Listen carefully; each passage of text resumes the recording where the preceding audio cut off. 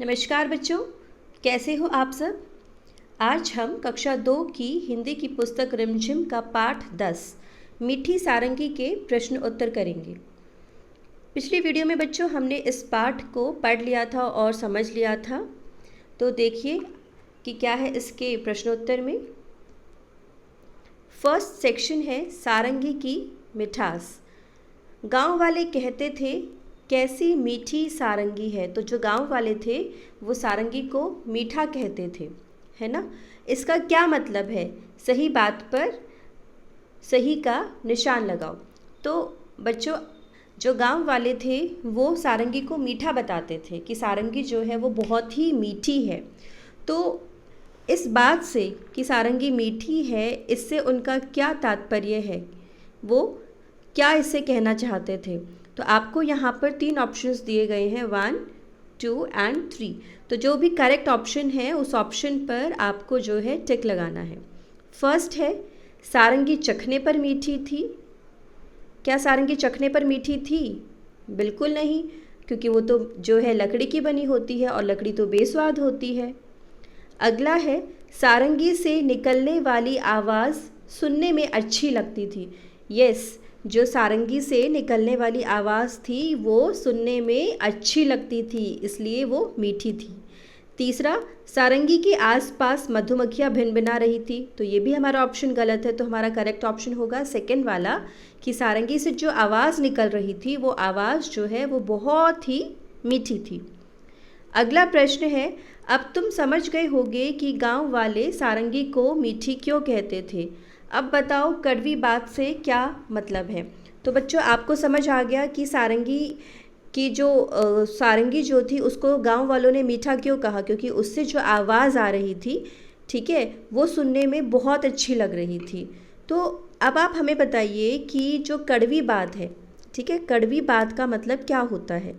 तो बच्चों, कड़वी बात का मतलब क्या होगा, जो सुनने में अच्छा ना लगे, है ना। जैसे मीठे का मतलब क्या है, जो सुनने में अच्छा लगे, और कड़वा क्या हो जाएगा, जो सुनने में अच्छा ना लगे, ठीक है, उसको हम कहेंगे कड़वी बात, जो हमें अप्रिय हो, ठीक है, जिसे सुनकर हमें दुख हो, ऐसी बात को हम कहते हैं कड़वी बात।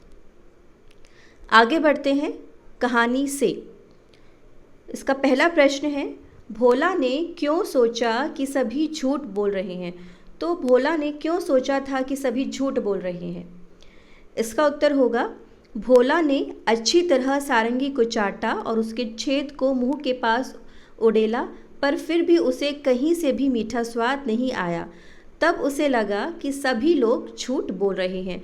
तो जब सब लोगों ने कहा कि सारंगी जो है बहुत मीठी है, और भोला ने फिर उसको चख कर देखा, उसको चाटा, उसके छेद को जो है मुंह के पास उड़ेला, लेकिन भोला को तब भी जो है सारंगी का मीठा स्वाद नहीं आया। तब उसको लगा कि सभी लोग क्या कह रहे हैं, झूठ बोल रहे हैं। अगला प्रश्न है, भोला को सारंगी का स्वाद क्यों नहीं आया। तो भोला ने जब सारंगी को चाटा तो भी उसको जो है सारंगी का स्वाद नहीं आया। तो ऐसा क्यों हुआ। भोला को सारंगी का स्वाद इसीलिए नहीं आया क्योंकि सारंगी लकड़ी की बनी होती है और लकड़ी बेस्वाद होती है। तो बच्चों, जो सारंगी है वो तो लकड़ी की बनी होती है। अब आप लकड़ी को अगर चखोगे तो उसमें से मीठा स्वाद थोड़ी ना आएगा, है ना। तो इसलिए जो है उसको सारंगी का स्वाद नहीं आया। तीसरा प्रश्न, भोला ने किस किस तरह से जानने की कोशिश की कि सारंगी मीठी है। तो भोला ने क्या क्या प्रयत्न किया जिससे उसको पता लग सके कि सारंगी जो है मीठी है। तो भोला ने क्या किया था, भोला ने सारंगी को अच्छी तरह चाटा और फिर उसके छेद को मुंह के पास लाकर इंतज़ार करता रहा कि वहाँ से कुछ मीठा रस टपक जाए, परंतु उसे कुछ जो है हासिल नहीं हुआ। तो ये होगा हमारा उत्तर। ठीक है बच्चों, तो ये हमारा आंसर हो जाएगा कि भोला जो है उसने जो है हर तरह से सारंगी को जो है चाटने की कोशिश करी, उसके छेद को जो है अपने मुंह के पास लाकर उल्टा भी करा कि कहीं जो है कुछ ना कुछ जो है मीठी बूंद जो है उसके मुंह में टपक जाए, लेकिन ऐसा कुछ भी नहीं हुआ। आगे बढ़ते हैं। खोल। सारंगी वाले ने सारंगी पर खोल चढ़ाया और अपने सिरहाने रखकर सो गया। तो बच्चों जो सारंगी वाला था उसने जो है सारंगी पर खोल, खोल मतलब ढक्कन या फिर कवर, तो उसने सारंगी पर कवर चढ़ाया था और उसको अपने सिरहाने पर रख दिया था। तो सारंगी वाले ने अपनी सारंगी पर खोल क्यों चढ़ाया होगा? तो अब आप बताइए कि सारंगी वाला जो है उसने अपनी सारंगी पर खोल क्यों चढ़ाया होगा? तो खोल जो है या फिर किसी चीज़ पर हम ढक्कन क्यों लगाते हैं? उसको धूल, मिट्टी, पानी वगैरह से बचाने के लिए, उसको टूट फूट से बचाने के लिए। तो यही हमारा उत्तर होगा कि सारंगी वाले ने अपनी सारंगी पर खोल उसे धूल, मिट्टी, पानी तथा टूटने फूटने से बचाने के लिए चढ़ाया होगा। अगला प्रश्न है, और किन किन चीज़ों पर खोल चढ़ाया जाता है? तो जैसे सारंगी पर खोल चढ़ाया जाता है, ढक्कन या कवर चढ़ाया जाता है, वैसे ही और क्या क्या चीज़ें होती हैं जिन पर खोल चढ़ाया जाता है? तो ऐसे बहुत सारी चीज़ें हो सकती हैं, है ना। जैसे मैंने यहाँ पे लिखी है, रज़ाई, गद्दे, गिटार, सोफ़े, तकिया, चश्मा आदि पर खोल चढ़ाया जाता है। आगे बढ़ते हैं। गाओ बजाओ। सारंगी, ढोलक, एकतारा, तबला, बांसुरी, शहनाई, डफली, सितार, गिटार, हारमोनियम। तो ये आपको जो है इस बॉक्स के अंदर कुछ जो है बजाने के जो यंत्र हैं, ठीक है, वो दिए हुए हैं। ऊपर संगीत के बाजों के नाम लिखे हैं। इनमें से कुछ तार छेड़कर बजाए जाते हैं और कुछ हाथ से थाप देकर। इनके नाम सही जगह पर लिखो। तो बच्चों यहाँ बॉक्स के अंदर जो जो आपको नाम दिए गए हैं, बाजों के जो नाम दिए गए हैं, इनमें से कुछ बाजे तो ऐसे हैं जो कि तार की हेल्प, जैसे यहाँ पे पाठ के अंदर हमने पढ़ा था ना कि जो सारंगी है वो तार की हेल्प से बजाई जाती है, ठीक है। तो यहाँ पर भी जो है कुछ ऐसे बाजे हैं जो तार से बजाए जाते हैं, तार छेड़कर, और कुछ जो है हाथ से थाप देकर, ठीक है, जैसे कि तबला हाथ से थाप देकर बजाया जाता है। तो ऐसे नाम यहाँ पर लिखे गए हैं। तो आपको क्या करना है, इनके नाम जो है सही जगह पर लिखने हैं। कुछ नाम बच गए होंगे तो उन्हें आप अन्य के नीचे लिखो, और जो जो जो बाजे तार से या थाप से नहीं बजाए जाते उनको हम अन्य के अंदर रखेंगे, ठीक है। तो शुरू करते हैं। पहला है सारंगी। तो सारंगी जो होता है वो किससे बजाया जाता है? तार से। तो इसका उत्तर होगा तार। अगला जो शब्द है वो है ढोलक। तो ढोलक अगर आप सबने देखा हो तो वो थाप देकर बजाया जाता है, तो ढोलक को हम लिखेंगे थाप वाले कॉलम के नीचे। अगला है एकतारा। तो एकतारा जो होता है, एकतारा भी वो तारों की हेल्प से ही बजाया जाता है, तो एकतारा आएगा तार वाले कॉलम में, ठीक है। अगला जो शब्द है वो है तबला। अब तबला जो होता है वो भी थाप देकर बजाया जाता है, तो ये हो गया तबला। अगला शब्द है बांसुरी। अब बांसुरी जो होती है, हम सब ने देखी है कि जो बांसुरी होती है उसमें ना छेद होते हैं, है ना, तो वो हवा दे कर के बजाई जाती है और उंगलियों की हेल्प से बजाई जाती है, ठीक है। तो या तो बांसुरी जो है ना तार से बजाई जाती है ना थाप से, तो हम उसको अन्य के नीचे लिखेंगे, तो बांसुरी आ जाएगी यहाँ पर, ठीक है। अगला जो शब्द है वो है शहनाई। अब शहनाई जो होती है ना, वो भी जो है हवा देकर जो है बजाई जाती है, मुंह से बजाई जाती है, तो शहनाई भी हमारा अन्य के अंदर ही आएगी, ठीक है। अगला जो बाजा है वो है डफली। अब जो डफली होती है वो थाप देकर, जैसे ढोलक होता है, तबला होता है, ऐसे ही डफली भी होती है जो कि थाप देकर जो है बजाई जाती है, तो यहाँ पे आ जाएगा डफली। अगला शब्द है सितार। अब जो सितार होता है वो तारों की हेल्प से बजाया जाता है, तो सितार हमारा आएगा तार वाले शब्दों के नीचे, ठीक है। अगला शब्द है गिटार। अब गिटार भी जो है हम सब ने देखा है ना, गिटार में भी तारें होती हैं और तारों की हेल्प से हम गिटार को बजाते हैं। और नेक्स्ट जो है वो है हारमोनियम। हारमोनियम जो है हमें पता है कि हम उसको हाथों की हेल्प से, उसके अंदर जो है कुछ बटन रहते हैं उनको दबा करके जो है बजाया जाता है, तो उसमें ना तार होती है और ना थाप होती है, तो हारमोनियम किसके नीचे लिखा जाएगा? हारमोनियम जो है अन्य के नीचे, ठीक है बच्चों। तो यहाँ जो है हमने देखे कि वो बाजे जो तार से, थाप से या अन्य किसी तरीके से बजाए जाते हैं। आगे बढ़ते हैं। ऊपर लिखे बाजों को जगह जगह पर बजाया जाता है, सोच कर लिखो इन जगहों पर क्या क्या बजाया जाता है। तो बच्चों, ये जो भी हमने बाजे इस बॉक्स के अंदर पढ़े, ये सभी बाजे जो है अलग अलग जगह पर, अलग अलग ओकेशंस पर जो है हमें जो है किसी ना किसी को बजाते हुए देखा होगा हमने।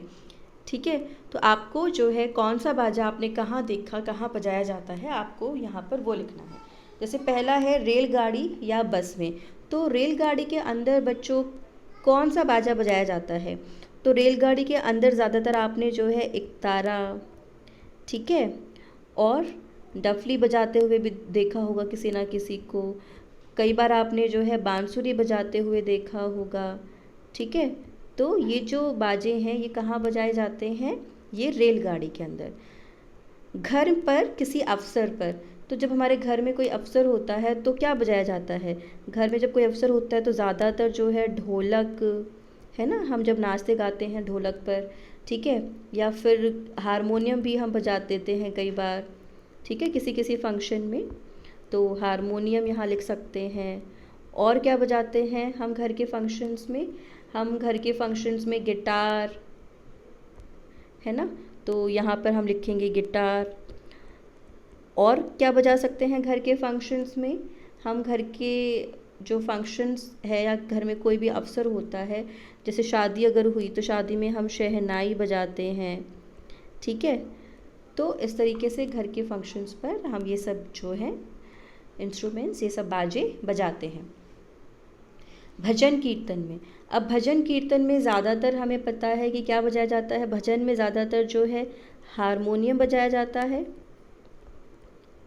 और क्या बजता है? ढोलक जो है भजनों में बहुत ज़्यादा जो है यूज़ किया जाता है, तो यहाँ पर हम लिखेंगे ढोलक।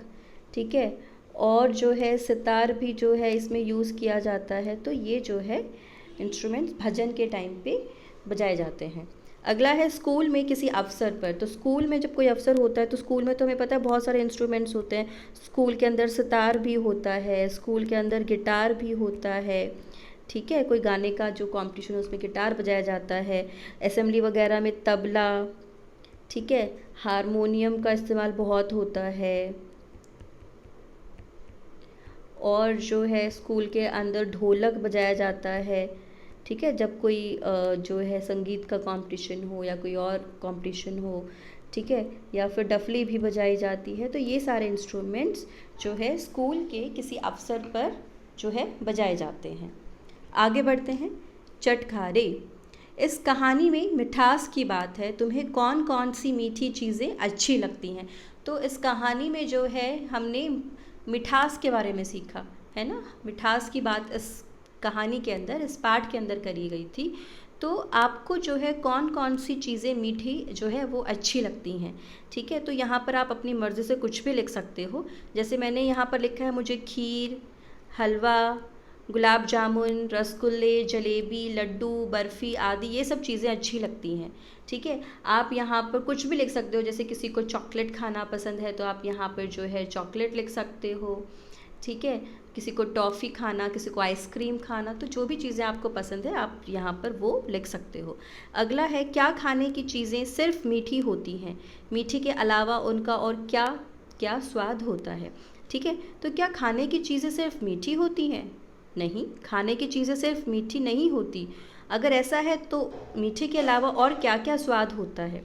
तो उसका उत्तर होगा नहीं, खाने की चीज़ें सिर्फ मीठी ही नहीं होती, इनका स्वाद नमकीन, खट्टा, कड़वा और तीखा भी हो सकता है ना। बहुत सारी चीज़ें होती हैं जिसमें नमकीन जो स्वाद होता है, जैसे नमकीन हम खाते हैं, या और भी चीज़ें होती हैं, ठीक है, जिसमें हमें नमक का स्वाद आता है।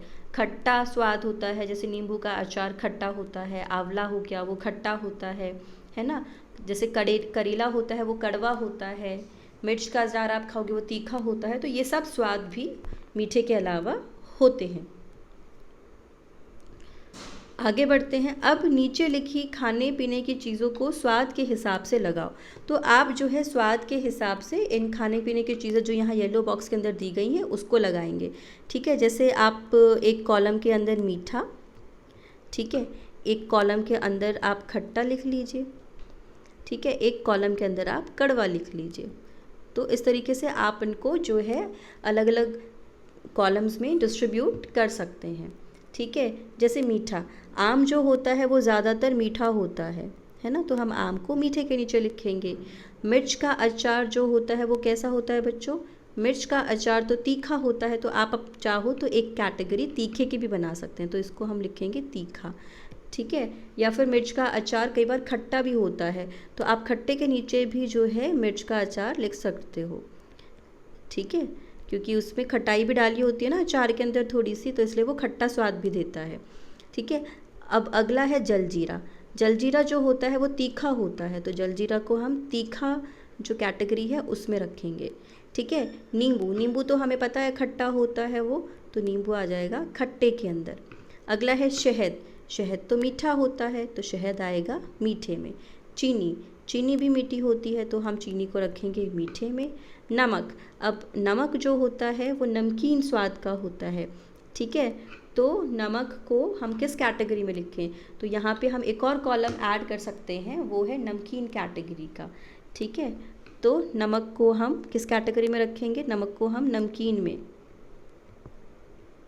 ठीक है, इसके लिए आप एक अलग से कैटेगरी बना सकते हो। अगला है दूध।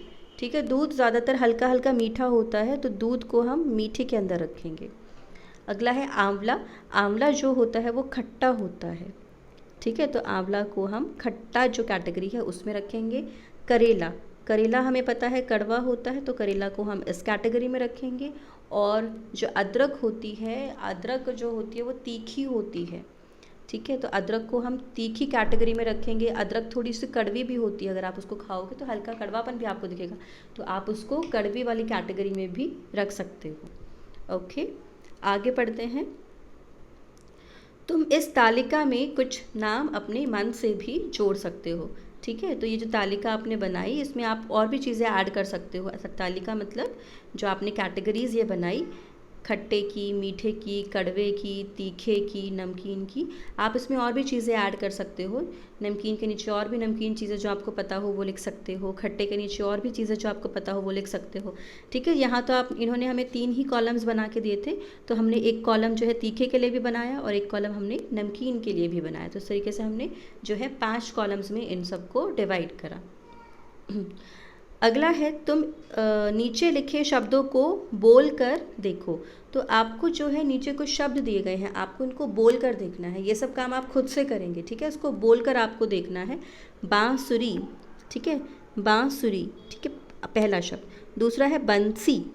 ठीक है, अब आप देखिए बांसुरी और बंसी में क्या डिफरेंस है। जब आप बांसुरी बोलते हो तो आ है ना, तो जो चंद्र बिंदु है ये एक अनुनासिका स्वर है। ठीक है, आप उसको नाक और मुंह दोनों से बोल रहे हो बांसुरी। लेकिन बंसी जब आप बोल रहे हो, आप बोलते वक्त जो ये बिंदु है इसको न के तौर पे बोल रहे हो, बंसी, है ना। हंस, एक हो गया हंस। आप हंस को कैसे बोल रहे हो? है ना, की साउंड इसमें आ रही है, स्वर की साउंड इसमें आ रही है। और यहाँ पे है हंस, तो इसमें जो बिंदु दिया गया है वो न का साउंड दे रहा है। ठीक है, यहाँ पे बंसी में जो बिंदु थी वो न का साउंड दे रही थी। ठीक है, तो जो बिंदु और चंद्र बिंदु होती है उसमें क्या डिफरेंस है कि जो बिंदु है वो आपको जो है कई व्यंजनों के तौर पे उसको हम यूज़ करते हैं, आधा व्यंजन, जैसे बंसी। ठीक है, और कई बार ये आधे के तौर पर भी यूज़ होती है, कई बार ये अंग के तौर पे भी यूज़ होती है। तो इसके अलग मतलब ये जो आधा स्वर आधा व्यंजन होता है उसको ना लिख करके हम उसकी जगह पर बिंदु लगा देते हैं। ठीक है, तो ये तो था किसके बारे में? चंद्र बिंदु और बिंदु के बारे में। अब नीचे दिए गए शब्दों में चंद्र बिंदु या बिंदु लगाओ। तो आपको यहाँ पर कुछ शब्द दिए गए हैं, आपको उन शब्दों में चंद्र बिंदु या फिर बिंदु लगा रही हैं। तो चांद, चांद में आप बोल के देखो कि आ रहा है, तो चंद्र बिंदु। ठीक है, लेकिन चंदन में आपको न की साउंड आ रही है, आधे न की साउंड, तो यहाँ पे आप लगा दोगे बिंदु। मंगलवार, ठीक है। मंगलवार में हम क्या लगाएंगे, मंगलवार में अंग का जो साउंड है वो आ रहा है मंगलवार, ठीक है। मैंने बताया था आपको कि अंग का जो साउंड होता है वो भी जो है बिंदु जो है उसकी जगह पर आप लगा सकते हो। अगला है मांगना, आ, ठीक है। तो आ का साउंड, जहाँ पर एक स्वर का साउंड आ रहा है, जहाँ पर भी व्यंजन का साउंड आएगा वहाँ पर आप बिंदी लगाएंगे, जहाँ पर भी आपको स्वर का कुछ साउंड आए तो वहाँ आप चंद्र बिंदु लगाएंगे। अगला है सुंदर, तो उसमें आपको आधे न की साउंड आ रही है, तो आधे न की साउंड आ रही है तो यहाँ पे उसके न, आधा न लिखने की बजाय आप अंक की बिंदी यूज़ करोगे। अगला है सांप, आ, आपको आ की साउंड आ रही है तो यहाँ पर आप चंद्र बिंदु लगाएंगे। अगला है झांसी, अंग, ठीक है। तो यहाँ पे आ की ही साउंड आपको आ रही है तो आ की साउंड आ रही है इसलिए आप यहाँ पे लगाएंगे चंद्र बिंदु। अंजा है, अगला है झंझट, यहाँ पे आपको न की साउंड आ रही है तो यहाँ पर आप लगा दोगे बिंदु। अगला है कंकड़, कंकड़ में भी जो है आपको अंग की साउंड आ रही है तो यहाँ पे आप लगाओगे बिंदु। अगला है कांपना, कांपना, ठीक है। तो यहाँ पर आ की साउंड आई इसलिए आपने चंद्र बिंदु लगाई। अगला है अंधा, ठीक है। अंधा में आपको आधे न की साउंड आ रही, अंधा न की साउंड आ रही है तो आप यहाँ पे लगाओगे बिंदु। और नेक्स्ट जो शब्द है वो है आंधी, आ की साउंड, तो इसलिए आ की साउंड है इसलिए आपने लगाया चंद्र बिंदु, ठीक है। तो मुझे लगता है आपको चंद्र बिंदु और बिंदु में डिफ्रेंशिएट करना समझ आया होगा। तो जब आप इन शब्दों को खुद से बोल कर देखेंगे, ठीक है, तो अब आपको समझ आएगा कि जो ये साउंड है वो कहाँ से आ रही है, ठीक है। कहाँ पर आ की साउंड आ रही है और कहाँ पर की व्यंजन की साउंड आ रही है। तो जहाँ पर भी व्यंजन की साउंड आए वहाँ पर आप लगाओगे बिंदु। व्यंजन क्या होते हैं, क ख ग घ ड़ च छ ज झ ये सब क्या होते हैं, व्यंजन होते हैं, ठीक है। और स्वर क्या होते हैं, अ आ ई उ ये सब क्या होते हैं, स्वर होते हैं, ठीक है। तो जो चंद्र बिंदु होती है ये एक स्वर होती है, स्वर के तौर पर इसको जो है इस्तेमाल किया जाता है। और बिंदु को जो है व्यंजनों की जगह पर जब कहीं पर आधा जो है व्यंजन लिखने की बजाय हम उसको जो है बिंदु के तौर पे, जैसे सुंदर को हम जो है सु आधा न द र ऐसे भी लिख सकते हैं, लेकिन हम उसमें आधा न लगा करके उसको जो है सुंदर इस तरीके से लिखते हैं चंद्र बिंदु लगाकर, क्योंकि ये देखने में जो है ज़्यादा शोभायान लगता है, ज़्यादा अच्छा लगता है, ठीक है। तो बिंदु जो है शब्द की शोभा को बढ़ा देती है यहाँ पर, ठीक है, ब्यूटिफिकेशन कर देती है शब्द का। तो हम यहाँ पर जो है बिंदु का इस्तेमाल करते हैं। तो बच्चों यहाँ पर आपका पाठ ख़त्म होता है। अब अगली वीडियो में हम अगला पाठ पढ़ेंगे।